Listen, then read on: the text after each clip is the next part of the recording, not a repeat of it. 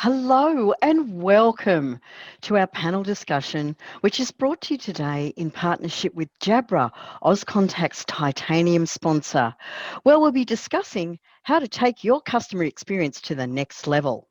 The discussion will run for approximately 60 minutes, inclusive of a Q&A. And during that time, with the help of today's panellists, Mary Durkan, Customer Service Manager, Wagering and Media at Tapcorp, and David Piggett, Managing Director, ANZ Jabra, we want you to engage in the conversation as we provide some ideas to take back to your respective businesses. I'm Fiona Keogh, CEO of Auscontact and your host for today. While we're waiting for everyone to join us, let's use the time to quickly run through some housekeeping. Remember to engage in the conversation to get your questions answered, and there's no need to take too many notes because we'll be providing you with a recording of the webinar. To engage with us, please use the Q&A button on your control panel. You can ask questions or make comments for Mary, David, or myself from time to time. Remember, we are going to have a Q&A session at the end of the discussion, so please add your questions as we go along so you don't forget to ask them. If you're listening through headphones, speakers, and experience any issues with your internet connection, please note that on the control panel, you can click the raise hand button and the Auscontact team will rush to your aid. Or you can revert to the confirmation email where you got the link to the webinar from, and there are relevant phone numbers and access codes for you to use. I know that most of you are used to using Zoom nowadays and you're used to asking questions, but let's try out that Q&A button on the control panel now, just in case you've not done it before. And the question for today is not a trick question. It is, what weather event has been occurring on the east coast of Australia in the last week? Now, I happen to be living currently in a place called Nelson Bay. And Nelson Bay has experienced this particular thing, and it's the most it's had since 1889. Yuck. Oh, very good, Melissa and Michael know. Yes, rainfall, floods, you got it. And just so you know, my husband drove through a pothole today on his way to Sydney and had to have the tyre replaced. Very expensive trip to Sydney. So with that, we know how you know how to ask questions. Let's find out a little bit more about our two panelists. Let's start with Mary Durkan. Mary is a contact centre manager with more than 20 years experience in contact centre industry roles. Customer service manager, operations manager, outsourcing manager, contact centre manager and director of the contact centre across many verticals: financial services, entertainment and public service. Mary manages a 24/7 omni-channel high volume contact centre with over 300 staff delivering inbound and outbound sales and customer support to TAB customers across Australia. The customer service centre manages between 70,000 and 100,000 calls per month. Whether customers want to place a bet, open a new account, are a VIP high-value customer, have questions relating to TAB digital products, have a question relating to promotions, the CSC will assist. The CSC engages with a wide range of customer stakeholders from various business units to ensure whenever a customer may be touched by new initiatives or policy or terms and condition changes, the contact centre is at the table representing the customer and ensuring that the business is fully prepared for the first contact that the customer may have resulting from any change. Mary is also passionate about the industry and committed to creating and delivering great customer service that is of value to her customers. Mary believes that creating a positive culture and an engaged team delivers the business outcomes that lead to exceptional experience for her customers, reduces customer effort while delivering the required business targets. Well, hello and welcome, Mary. Hi, everybody. Delighted to be here. Thank you. And to our second panelist, David Piggett, who is also probably a very familiar face. David has been with Jabra Australia and New Zealand Managing Director for nearly 7 years. During this time, he has more than doubled Jabra's revenue, and his business has sold over 3 million devices into the ANZ market. This fantastic success can be attributed to the current growth market and the great team of Jabra ANZ serving our partners and end-to-end customers. With over 25 years experience working in the IT industry with companies such as Cisco, Avaya and Telstra, David is focused on profitable growth through building sales excellence, channel loyalty and an absolute focus on end user customer satisfaction. When David's not busy at work or with his family, he is often found on his bike or sailing around Pittwater, although I hope you're not on Pittwater today, David, because the wind's awful. Welcome, David. Thank you very much. Well, before we start the panel conversation, I think we should see a short video about Tapcorp. Jess, can you play the video? The changes that are happening to this space are absolutely amazing. We are moving into the 21st century in Tabcorp for customer service. We're moving into an area where we're going to improve our betting systems for our customers and for our staff. We're going to improve the actual environment for our staff here in the contact centre. We're going through a major refurbishment. For me, the technology upgrade where we will have dual screen systems will allow me to multitask with customers while having a full overview of their entire activity and their account history. What I believe will be a change for the customers is they will feel a more personalised service. When they do reach us at that first point of connection, we will know who they are. We will know almost the reason why they're calling. So we're pretty much already in tune with what the customer's needs are. The new telephony cloud-based system or the soft phones will also allow me to receive that customer as a whole package. So to know everything when the customer does make contact with us, I think that's going to be the next thing for us. What am I looking forward to the most? It's the new technology, the telephony. It's all so upmarket. There's enormous change coming to this space within the next 3 months. But the biggest part of that is actually that we are migrating our Tab 2 customers over into Tab 1. For us here in the contact centre, that means approximately an additional 3 million calls annually. And we want to make that as seamless as possible for all of those customers in the Tab 2 jurisdictions.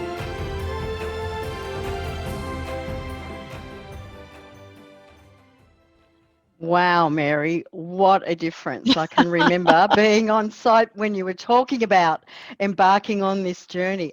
Oh my goodness. So tell us about the journey.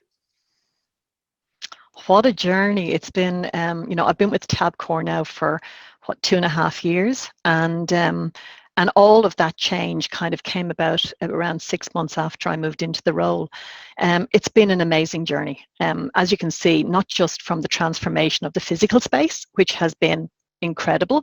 In fact, we have just finalized some of that work yesterday when we got all our new TVs and wallboards in, and we've just finished a new breakout area as well. So there was little bits to do.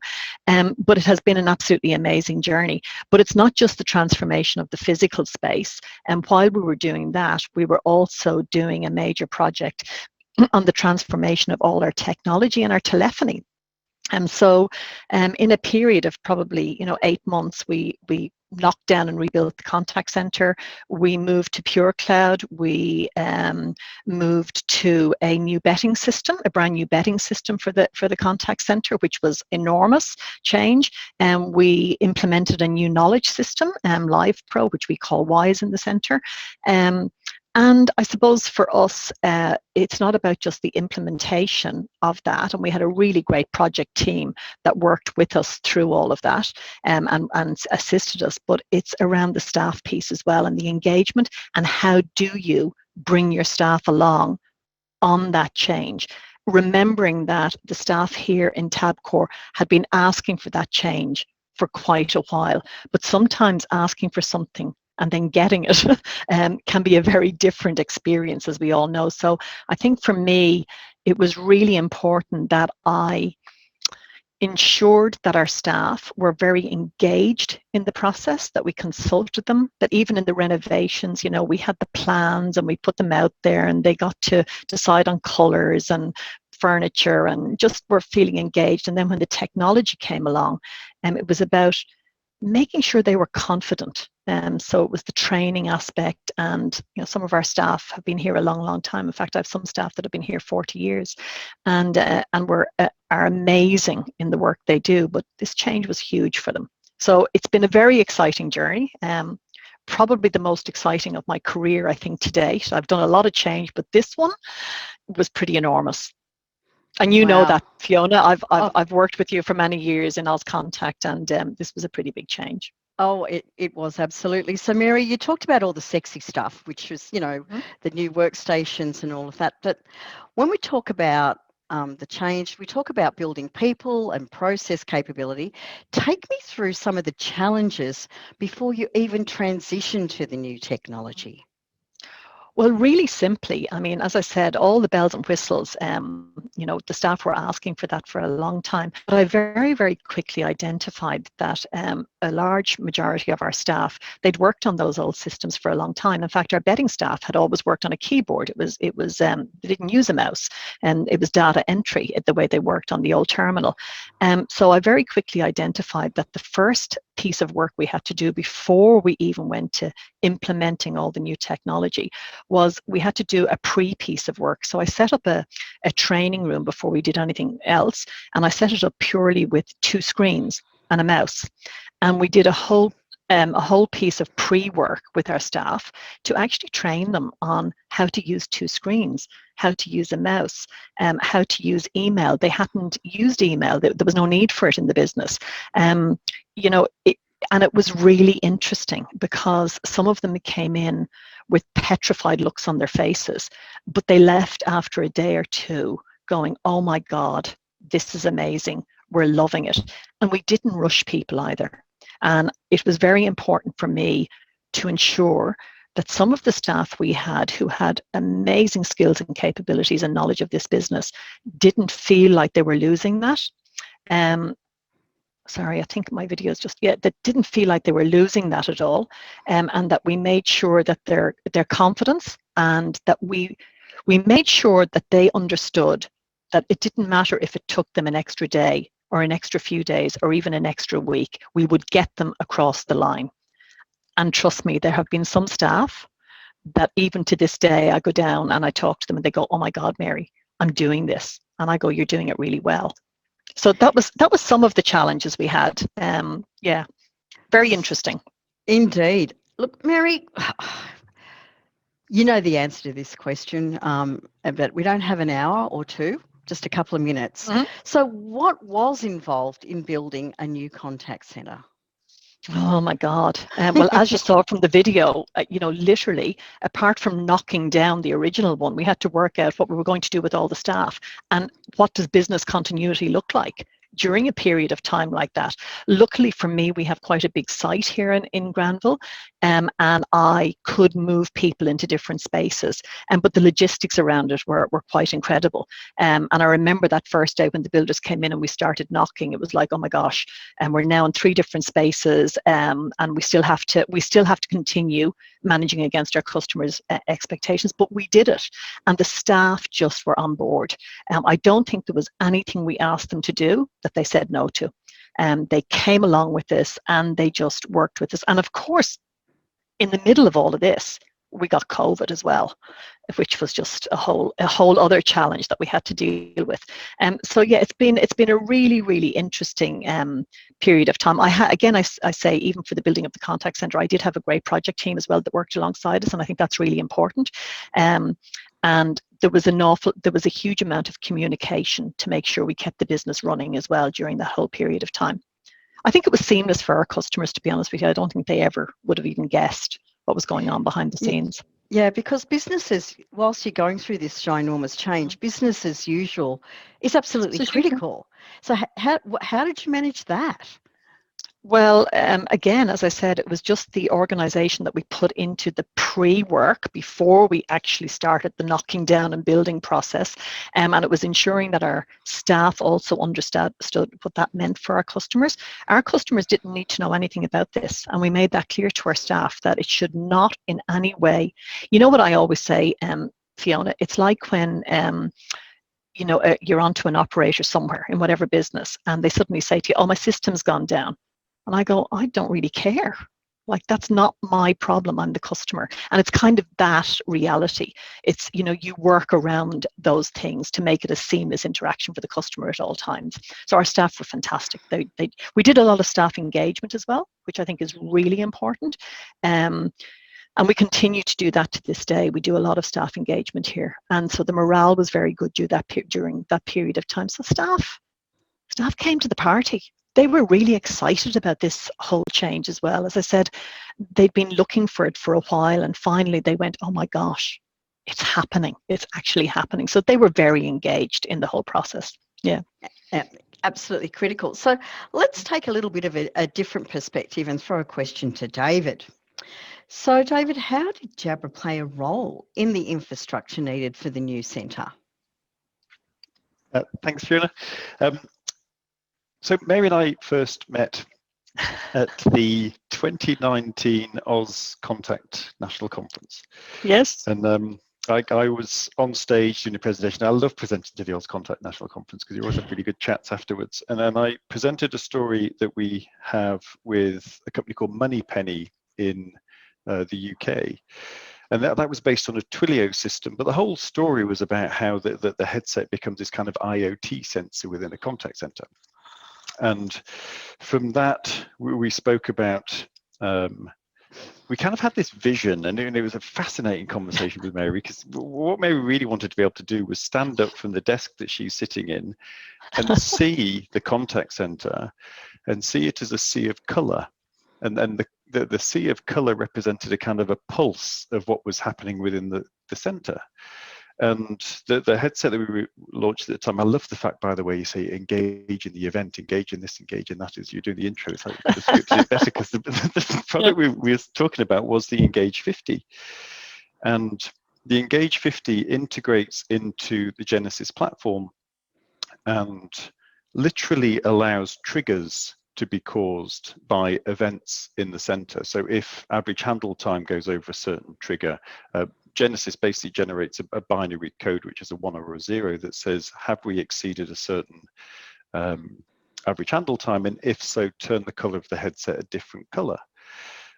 If there was some problem with a marketing release, and we spoke about this, Mary, over breakfast the other day, that if we have a marketing situation that doesn't quite work, but it's on a Saturday, it's on a race day, and people are busy and they want this thing to happen, and suddenly lots of calls hit the center and it becomes panic station, you want to be able to see that immediately and go, well, what is causing all of the headsets in our center to suddenly be purple? And that's how the conversation started. It was this massive, and it is a huge transformation that Mary jumped into with both feet, and then thrown in, as you said, thrown into the middle of this was this awful COVID situation, which just added more complexity onto it. But where it talks about the infrastructure, it was literally the fact that we wanted to add and complement the infrastructure that Mary was putting in with the kind of move to cloud, move to new systems. And it was, how do we make it visible across the center, if that makes sense. Fiona. Yeah, and can I just add to that as well, because I very clearly remember going out to the stand afterwards to you, David. I think it was Lloyd that was there as well, and we actually made a phone call directly to our project team from Brisbane, and I said, these are the headsets I want. Yeah, that's literally. Yeah. The power of an Auscontact conference, what can I say? I know. And also on that, we're still on that journey. We haven't quite got there yet, because remember, we're only coming out of project stage here. So, even on Friday, I have Jabra coming into the contact centre to have some further discussions about where we move to next with the headsets, which I'm really excited about, can I say. So yeah, and it's been just wonderful. And even at the moment, just seeing, I can walk around the centre and see who's waiting for a call, who's engaged in a call, and it's very visual. And I think a contact center, and Fiona and David, I'm sure you'll agree, is a visual environment. Absolutely, and there's nothing like managing by walking about and being able to catch people doing something well. Exactly. It's on our DNA. So David, we're going to stick with you because we've got another question about the technology, and that question is, what role has the technology played in upgrading the new centre? Okay. So there are two aspects to the solution that we spoke about with Mary, and as we went into a deeper analysis, we were looking at what's really important to Tabcorp and to Tabcorp's customers, and it started to become really apparent that quality is a key aspect for Tabcorp, and that sounds like everyone would say quality, but it becomes super important in a high-speed engagement, such as gambling. If you're at the track, and it's interesting understanding the kind of psychology of people who are in this game, and they want to make a bet really quickly, seconds before the gates open and the horse or the dog or whatever it is that we're betting on runs out. They often call in a loud environment. You're at the track, it's very exciting. The bets are supremely complicated. I mean, it's not just I'll put 10 on the nose for this horse. It gets really complicated, and the agent needs to hear. And this sounds really simple, but in contact centers, voice is an absolute key aspect. And being able to hear exactly what is said so that we can place the bet first time and place it right. So when we look at the engage, we looked at, firstly, there was the fact that the engage has passive noise cancelling. We actively chose not to look at active noise cancelling, because active noise cancelling in contact centres, as I'm sure many of your members are aware, raises the noise within a contact centre and can often, should I say, create isolation within the agents because they can't hear what's going on. So the passive noise, if you saw the size of Mary's centre, it's a big centre. It's lots of agents in there. It can be quite loud. Cutting out the background noise so that you could focus and really hear what is being said. With that as well, the subtleties about understanding the kind of state of the caller to make sure that we can comply with everything that is required that keeps Tabcorp operating. So there's the hearing bit. And the second bit is the quality of the microphone that we tested in Mary's environment, so that when they're talking back to the caller, they can hear as well. And it's that simplicity of hear and be heard. On top of that, there is the protection of the agent. And so built into the Engage portfolio is this ability to really protect the agent from sudden noise, from acoustic shock. It's very difficult to get acoustic shock these days with the digital system, but when you're at the track or if you're walking down the street, there's lots of noise that can happen. And when we're looking at audio exposure, again, it starts to become part of the technology that goes into the new center.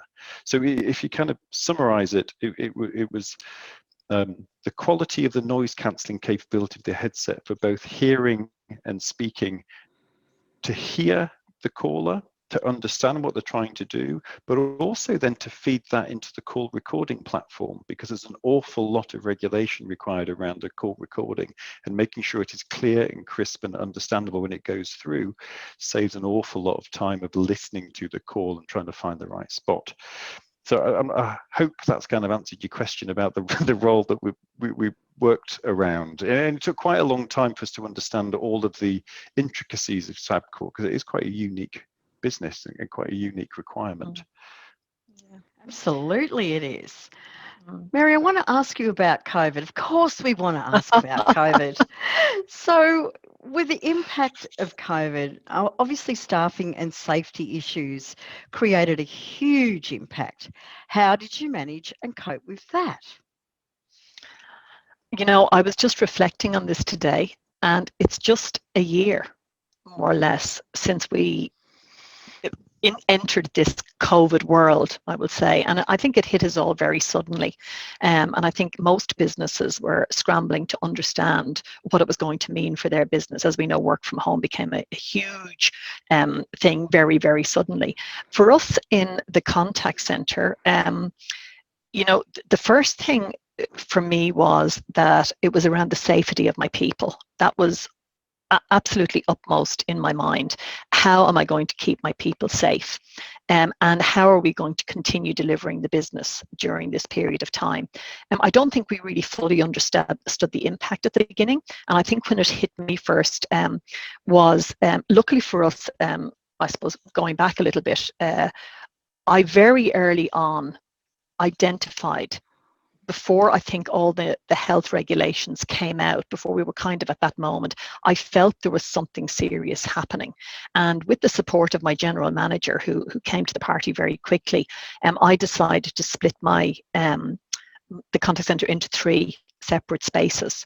And we did this literally, I remember sitting here one night until 12 o'clock one night with my team when we decided to do this, and we were trying to organise how we would get everybody into separate rooms, and that when they walked in the next morning, all their passes would have been deactivated, reactivated for specific rooms, for specific breakout spaces, for specific toilet areas, that was the only places they could move. They didn't know this was going to happen because we didn't have the opportunity to communicate that with them. And I think we sat here one night until around 12 o'clock organising that, and the next morning our staff came in and we had signs, we had everything, and we had to kind of on the run explain to them what was happening. But again, they came to the party and they just sat down at their desks, they put their headsets on, and they started answering calls. So that was absolutely incredible. We did have one instance then shortly after that where in one of my spaces, actually the new contact centre, where the old contact centre where you were, but it was the new contact centre which we just finished and were ready to move into when this happened. We had an incident there where very early on, one of our staff advised us one day that he'd been in contact with somebody who was COVID positive, and he'd been on a shift 2 days before. And that was our first direct link at that time a year ago to what this meant.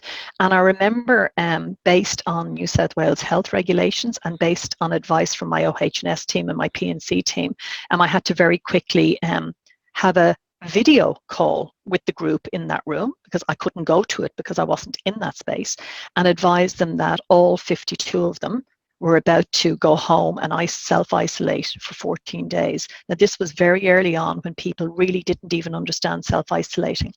And I remember having that conversation and explaining to them. And at the end, I remember looking at the faces on the screen and thinking, they don't really understand this. And I remember stopping and going, okay, so what this means is stay here as long as you need to contact your families, to contact your childcare, to contact your parents, to contact your schools, to make arrangements, because when you leave here, you can't go and get milk. You can't go and pick your child up. You can't go and do it. You have to go straight home. Now, I have to say, from a Tabcorp perspective, it's an amazing organisation that looks after its staff extraordinarily well. And remembering that my frontline staff are casual. All right, so 14 days at home for them could be really detrimental. But Tabcorp were absolutely amazing and made a decision to pay those staff for that 14 days, which was astounding. So that immediately took the pressure off my staff. And so we sent them home for 14 days. We did deep cleans, the usual thing you do. And then I decided that I had to separate that space into 2 spaces as well. So I literally ended up putting up scaffolding and a plastic wall. And when they came back, there was 2 more teams. So I ended up with 4 teams throughout COVID. And not one of those staff members contracted it. Everybody was safe, and we haven't had any instance since this in the 12 months. I also did an uplift of staff during that period. So I recruited new staff during that period of time as well. And again, no problems whatsoever. So yes, it's been a very interesting journey. We've learned an awful lot on the way. Even now our staff, the COVID tests are very quick now, but we have instilled in our staff, if they have any health concern at all that they think might impact us from a COVID perspective, they ring us in the morning. We say, go get a COVID test. If you have a shift today, stay at home, you will be paid for it. Because that takes the risk and the burden off the business, and that we don't have the risk of bringing that into the business. So, we've been very proactive with our staff, and I think they've really appreciated it so much. Thanks, Mary. Now, you talked about dividing up into 3 and then dividing into 4. And unlike the rest of many of us, we just send everybody home, and I do say that very, blithely. We just sent them home. Why didn't you send your people home? Okay, very good question. And it comes back to a little bit about what David said. We're very heavily regulated in Tabcorp, and therefore our betting systems, we cannot, our staff from a betting perspective cannot work from home. We have very strict firewalls and regulations around that, and so they have to be on site to take betting calls. We did send some of our senior customer support team who take escalations or complaints, and they could work from home, and they did for it, but they're a small, very small team in the business. So anybody that could work from home, we did allow them to, but the majority of our staff had to come to work, and we were deemed, I don't know whether you'd call it an essential service, but we couldn't run our business without being in this space in Granville, and so they were able to come to work. Well, I'm going to ask you a little bit more about whether you are actually considered an essential service. Did you get anointed as an essential service, or well, some people would consider you essential. Yeah, a lot of people would. Our customers would, I think. Absolutely. And also remember, during that period of time, all our venues and clubs all closed, so they shut their doors. So all of the people who would normally go there, maybe, for that entertainment value and to put a bet on, all those doors were shut. So what we found was our call volumes increased significantly, very quickly, because people now wanted to move into the digital space. And so for us, it was, opening their accounts, walking them through how to use a digital product or on the web. And so our volumes increased significantly over that time. In fact, there was periods at the very beginning where our call volumes were up around 400% above forecast on any given day. That was right at the beginning. So you can imagine what that looked like. So I don't know what essential service means, but yes, we were deemed that our staff absolutely could come to work. Yeah, and it was great. I mean, it was really good. Yeah. Yeah, and they probably, even though they were divided into smaller groups, that feeling of camaraderie, shared experience would have been what kept them really going. So I'm going to going back to the remember our frontline staff are casual, so if they weren't coming to work, they weren't getting paid. So and they were absolutely delighted. Yeah, 100% of your team are casuals. Of my frontline staff, yeah. Yeah, my frontline team are casual. They're Tabcorp casual. Right. So, we look after them very well, I have to say. Right. Fantastic. Thank you. I want to ask you a little bit of a different question, but it still relates to all of this. So how has the new centre actually assisted with the customer and the agent experience? It's been incredible. I think the new technology, the new betting system has just been fantastic. It's a web browser, so much easier to use. The staff can interact with it so much easier now. The new technology, obviously we're on Pure Cloud, Genesis Pure Cloud, so we can see an awful lot more of the customer information on the screen, which we didn't have that ability to do before. The headsets obviously have been fantastic, and our staff love them, I have to say. They are noise cancelling as well. They're safe for our staff to use, and the clarity is really good. And going back to David's point as well, when we take bets, we also have to call back that bet to the customer. We're regulated that we have to do that. So hearing what they're saying in the first instance is very, very important to calling back that bet. So the new centre, I would love to say we're all in the new centre, but all of the new technology is across all the spaces we're using. So that's really good, and our staff just love it. The older staff, I think, are the ones that are really taking advantage of it. New people that come in, it's just what they know. They don't know any different. But our older demographic that have been here, as I said, I have staff that have been here for 40 years. And Sue in the video has been here for 30-something years. And you saw how enthusiastic she was about moving to new tech. And that's real. So no, it's been a great journey. It's been a very exciting journey. And I'm just very proud to have been part of it.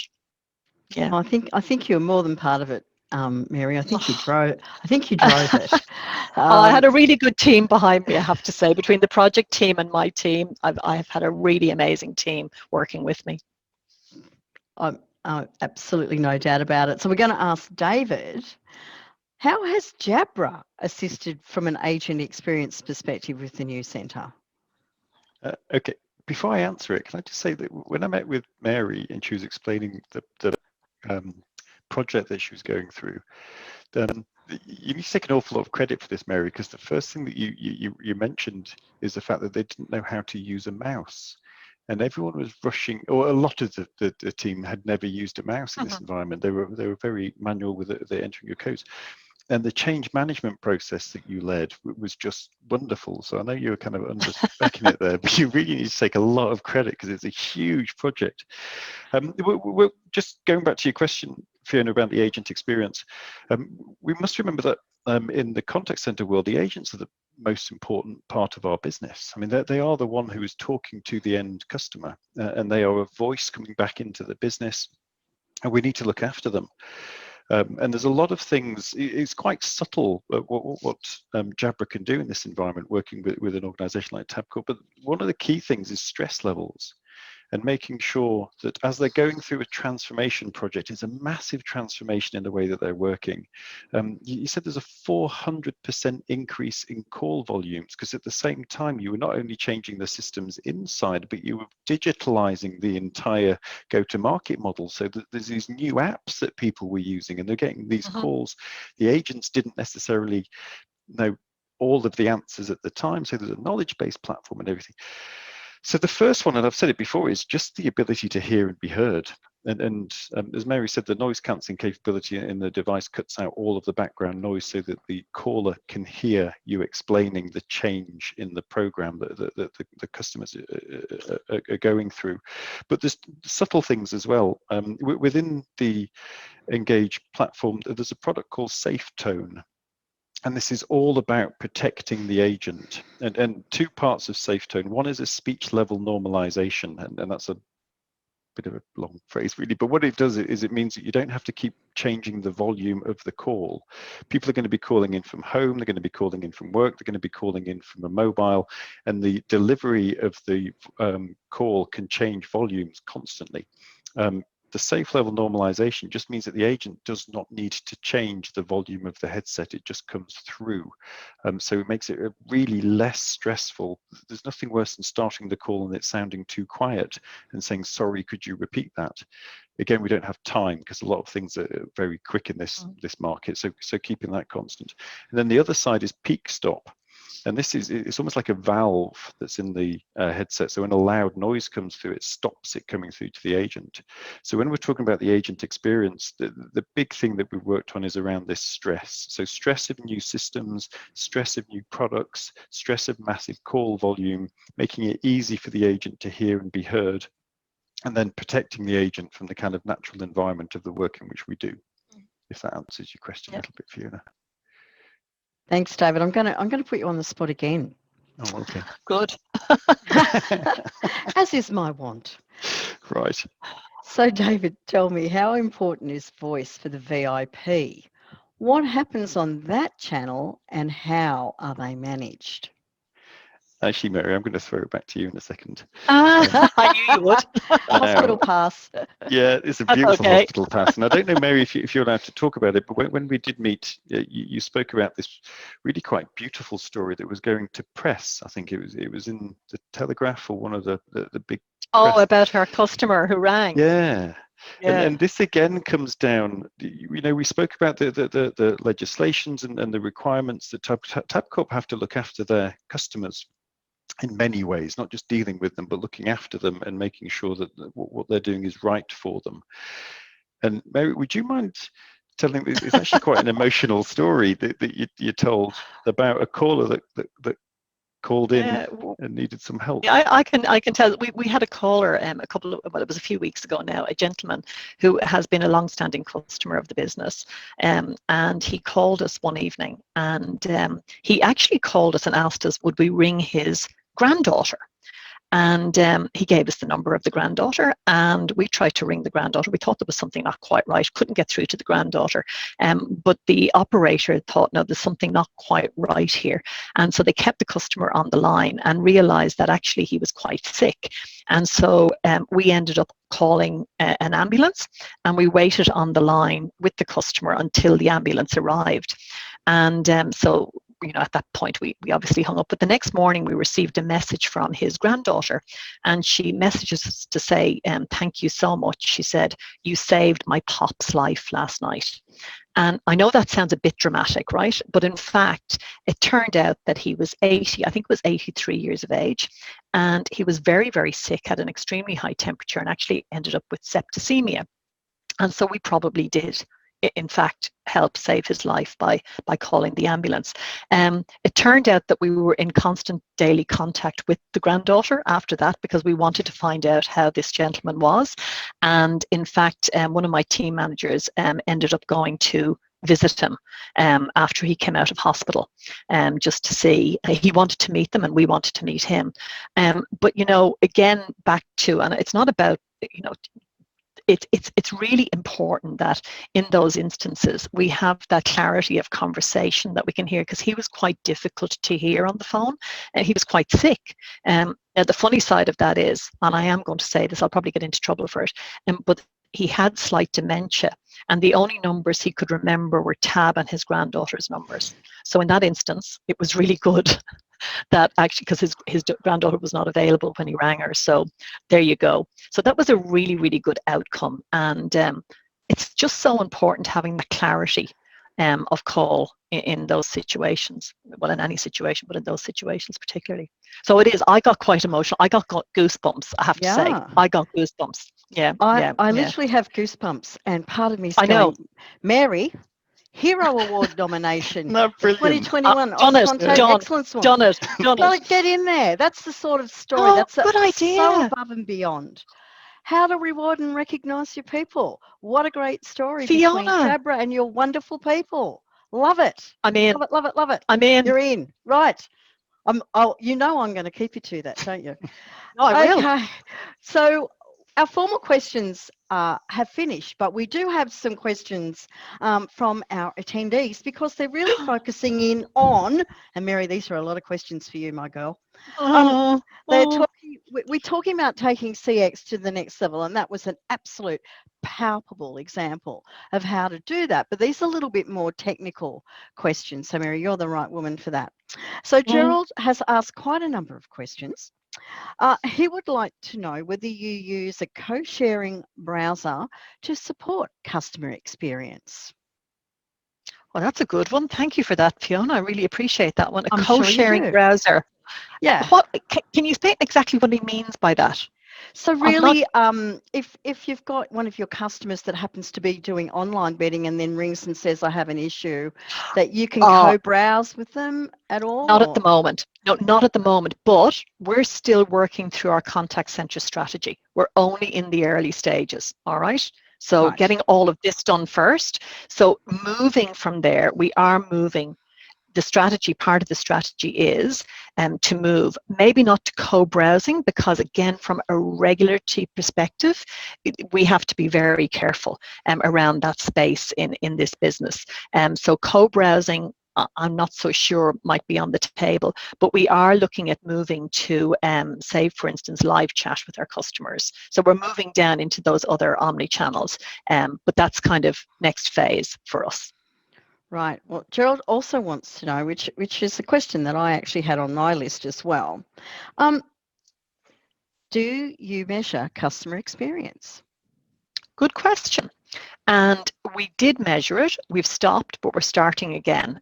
Because when we move to all of these new systems, we're actually looking at a new method of doing VOC, voice of the customer. So that's the project that's actually in hand at the moment. And we're moving to some new platforms as well to reintroduce that back into the business. So yes, some parts of our business, we do measure it in Tabcorp. So it is measured in Tabcorp, but specifically in the contact centre, we're not measuring it at the moment, but we will be moving back to that very shortly. So when you were measuring it, did you have a benchmark? I wasn't actually here at the time, but I believe there was a benchmark. But am I going to be able to tell you what that was off the top of my head? I'm so sorry, no. But I will get back to you with that one. I'm more than happy to get back to you. Fantastic. Thanks, Mary. Well, more questions for you because we just want to hear a bit of a day in the life story from you. But it's not from a positive perspective, it's from a negative perspective. And it's, what's a rubbish day for an agent? Well, I never say we have negative days. I just say we might have more challenging days than others, I think. Because I think that's life in any contact centre, isn't it? I mean, things can go really well, and then sometimes, things may not go as well. So I wouldn't say we ever have a rubbish day. Do we have challenging days? Absolutely. And I would say for us, challenging days, well, I'll go back to your intro, actually, Fiona, when you asked that question of the participants about the event over the last week and a half. So did that impact us? Absolutely. Has it been a challenging week and a half for us? Absolutely. Because can you imagine the amount of racing and sporting events that have been cancelled at very short notice over that period of time? So for instance, last Saturday was one of our big days in the autumn racing carnival. It was Golden Slipper, and we had quite a number of group run races as well. Guess what? All cancelled. Everything cancelled. So the last week and a half has been very challenging for us in managing all of our customers' expectations. They may have placed pre-bets. There's a whole range of things they could have done. And they're ringing us to find out, okay, what happens now? Can I get my money back? If I don't, there's a whole. We had a race last week that it had to run shorter than expected because of the rain, and people had bet on it. So that impacted us by literally we were traveling beautifully, and I'd say I looked down and looked back up, and there was like 100 calls in red in the queue because our customers seem to have us on speed dial, and they're quicker than us at identifying these things. But that's the challenges. I would say, for instance, it's not a rubbish day, it's a fantastic day for us, is Melbourne Cup Day. The volume of calls we receive is just phenomenal. But we make it a really engaging day for our staff, although it's a really busy day. We actually celebrate Melbourne Cup in the contact centre, and people can't understand how we do that because it is our biggest and busiest day. But we do it, and we do it really successfully. So we can get up to 50,000 calls just on that day, which is huge. But we plan for it. We plan really well. But for the days you don't plan, you know what I say? Sometimes things are outside of your control. And on those days, you can't stress, and you make sure your front line, this to me is one of the most important things. And I walk around because I can see the stress levels of my staff going up. And I say to them, the only thing you have control of is dealing with the call you're on. That's it. You don't have control of that board. You don't have control of the number of calls in it. You have control of the call you're on. And that's the only expectation we have. That's it. Fantastic. So, and it's love the one you're with, really, isn't it?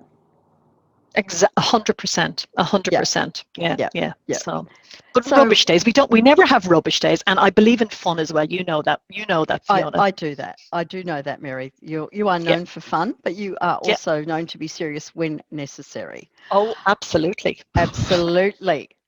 So we've got a question for David.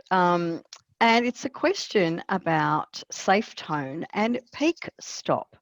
What sort of Jabra type or model headset were you referring to?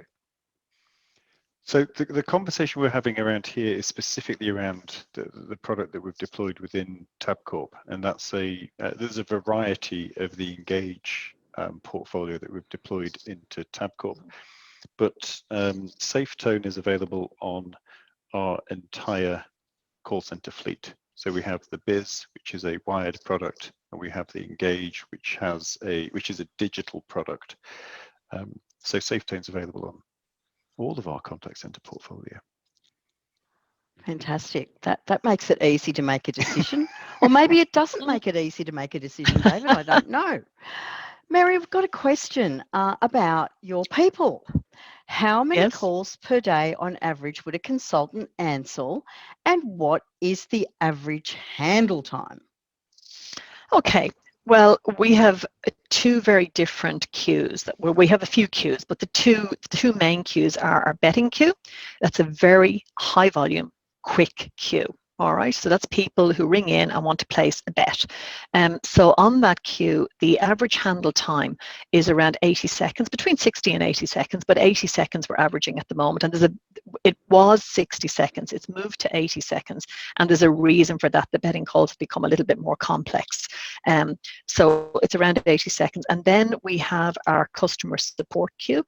That queue takes more complex calls, is dealing with those, I suppose, digital products, or helping people through any issues they may have, or explaining to them how to use more complex bet types. And so our average handle time on that is about 340 seconds on that one. Then we have a senior customer support queue. They deal with complaints, very complex matters that are escalated to them.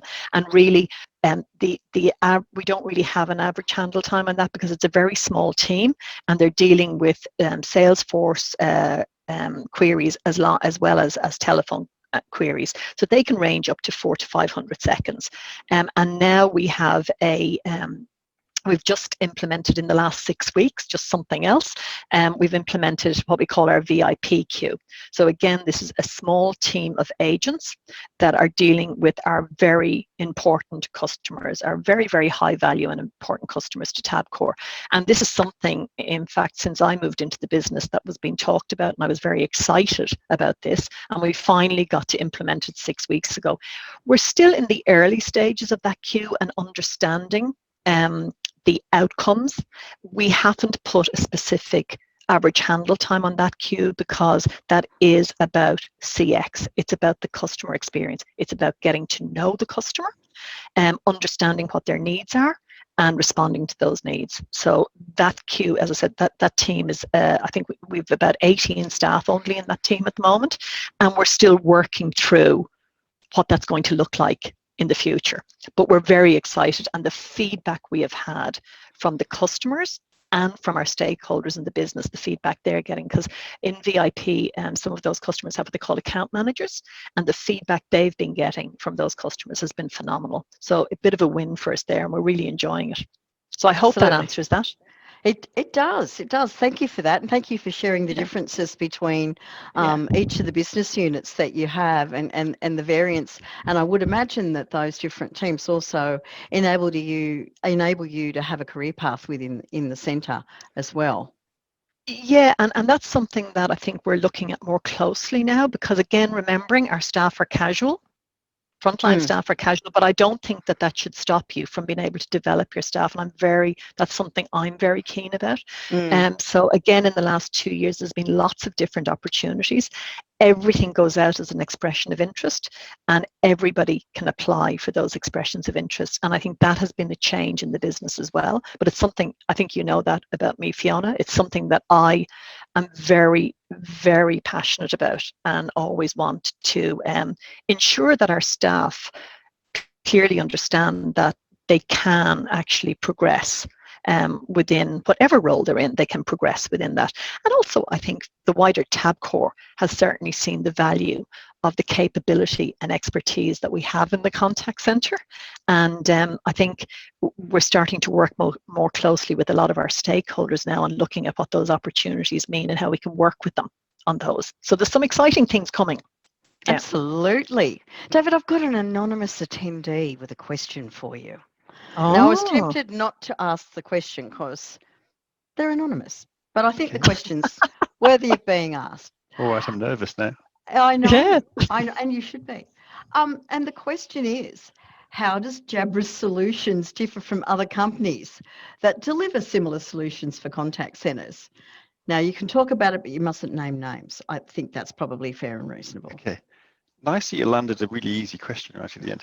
The thing is, I could go on for an entire hour about how great we are, but if we look specifically about why we engaged with Tabcorp and what triggered the conversation between Mary and I, back in, when was it, September 2019, when was the last conference?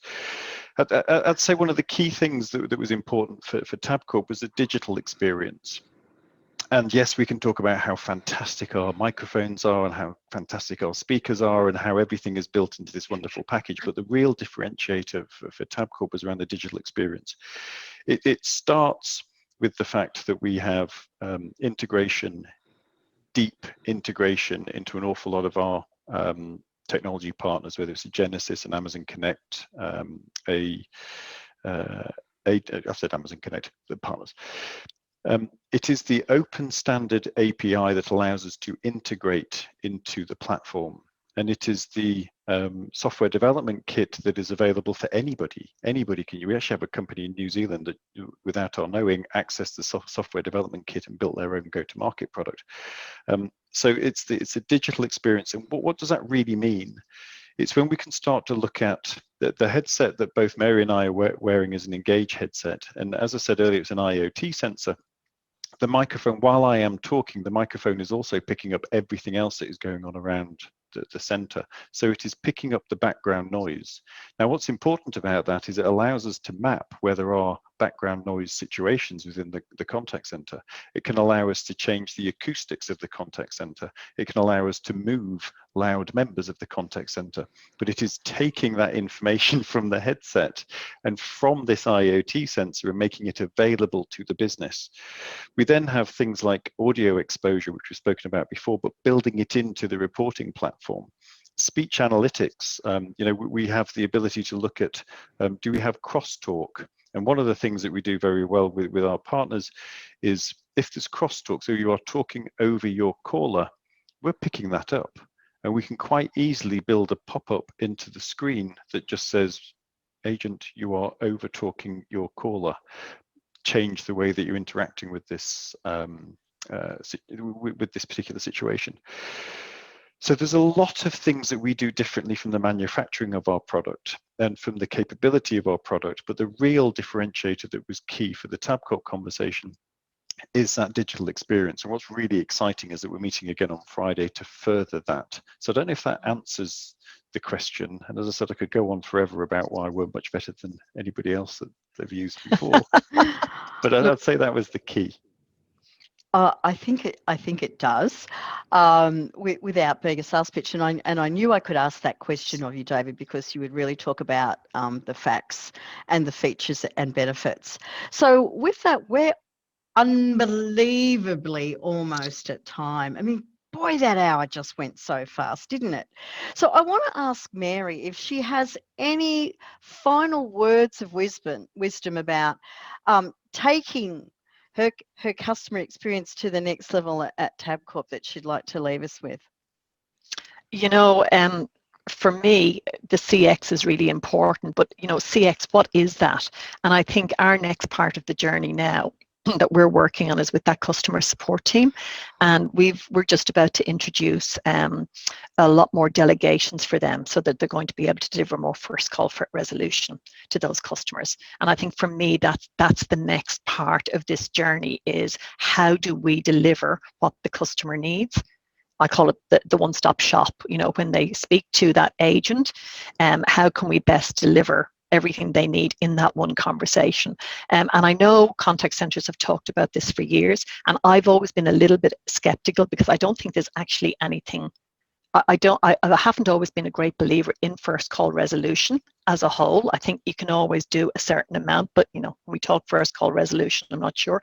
But we're certainly moving to the next stage of this. In the next few weeks, actually, we're going to be rolling out a whole load of new delegations and empowering a very large part of our team that haven't had that empowerment before. So it's very exciting. Well, I can't wait to hear more about the next steps and the next stages. It sounds like you've got a very exciting roadmap, and it doesn't have any floods across the road. That's the good thing. David, final words from you as our national titanium sponsor. Words of wisdom. Firstly, I'd love the titanium sponsor. I think it's brilliant. Well done. I'd actually just like to thank Mary. She's been very open about the transformation project that they've gone through, very open to working with us and the rest of her partner community, because it's not just one partner that builds this together, it's a kind of an ecosystem of people working together. And I think the next journey is going to be even more exciting for Jabra within Tabcorp as we start to deploy the true digital capabilities of the devices that we've invested in. So I think that's how I'd like to finish it. I think it really is a showcase for Tabcorp and the work that Mary's done. And we're just happy to be part of it and really glad to be part of it. So thank you, Mary, for reaching out to me at the conference we met. I know. Thank you, David. And I do want to just, last words from me is, I know I'm here and I'm representing the business, but I have an amazing team and an amazing project team behind me. So I'd love to be taking all the credit, but I do have an amazing team. And I want to say, if any of them are on, thank you so much. That's wonderful. Well, thank you both, Mary and David, for your time today and sharing so openly about the experience and the video. I mean, you know, as I said, I'd been to the centre before the change. It was like, whoa, I don't recognise that place, which is fantastic. Thank you to everyone that attended today. I hope you've enjoyed the conversation as much as I know I have, and I'm being very selfish. We look forward to sharing some more with all of you and with Mary and with David in the future. See you next time and have a wonderful rest of your day wherever you might be. Bye. Thank you. Thanks, Bye. Fiona. Bye-bye.